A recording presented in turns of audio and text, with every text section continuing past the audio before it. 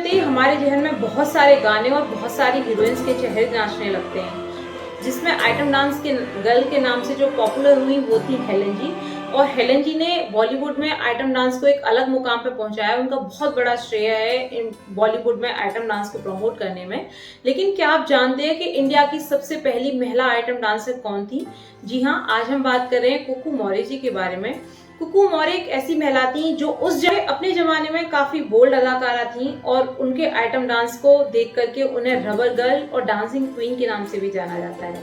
अगर उनके शुरुआती करियर की बात करें तो उन्होंने 1946 में अरब का सितारा नामक मूवी से अपने करियर की शुरुआत की और उनके इस मूवी और उनके डांस परफॉर्मेंस को इतना सराहा गया कि वो रातों रात स्टार बन गई। इसके बाद उन्होंने कभी पीछे मुड़ के नहीं देखा और कहा जाता है कि एक मूवी को हिट कराने के लिए उनका एक डांस ही काफी होता था।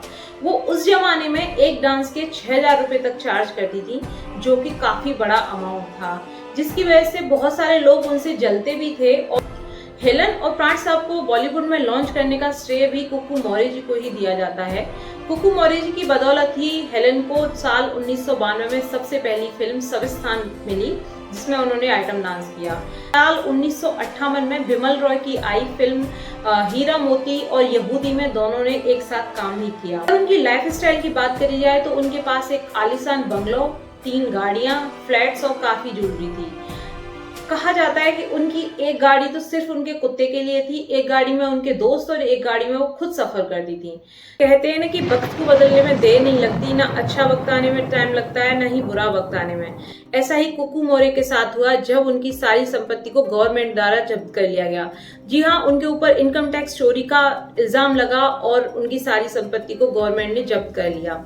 इसके बाद उनको फिल्मों में काम मिलना भी बंद हो गया और उनकी दौलत और शोहरत सब मिट्टी में मिल गई। हालांकि कुकू अपनी इस हालत का जिम्मेदार खुद को मानती हैं। वो कहती हैं जब उनके पास दौलत और शोहरत थी उन्होंने उसकी कदर नहीं की। वो पैसे को पानी की तरह लुटाती थी और पैसे की बिल्कुल भी इज्जत नहीं करती थी। इतना ही नहीं, उन्होंने कहा कि वो खाने को बिल्कुल रिस्पेक्ट नहीं करती थी। उस जमाने में उनके 5 स्टार होटल से उनके घर पर खाना आता था, वो खाती थी, उनके फ्रेंड्स खाते थे और बचे हुए खाने को फेंक दिया करती थी। वो कहती हैं कि उनकी इसी हरकत की वजह से उन्हें पाई के लिए मोहताज होना पड़ा है और वो इसका इल्जाम किसी को भी नहीं देती। उनके आखिरी वक्त में उनके दोस्तों ने, और वो एक निर्देशक से प्यार करती थी, उसने भी उनका साथ छोड़ दिया और वो अकेले रहने के लिए मजबूर हुई। उनके हालात इतने खराब हो गए कि सड़क पे जो सब्जी वाले सब्जी के डंठल को फेंक देते थे, वो डंठल को बीन करके लेके आती थी और उससे अपना खाना बनाती थी।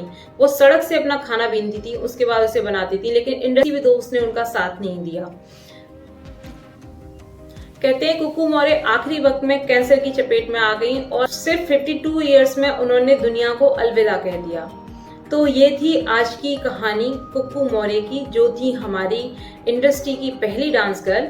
आपको अगर ये जानकारी अच्छी लगी हो तो और भी वीडियोस के लिए इस वीडियो को लाइक करें और चैनल को सब्सक्राइब करना ना भूलें। Thank you so much.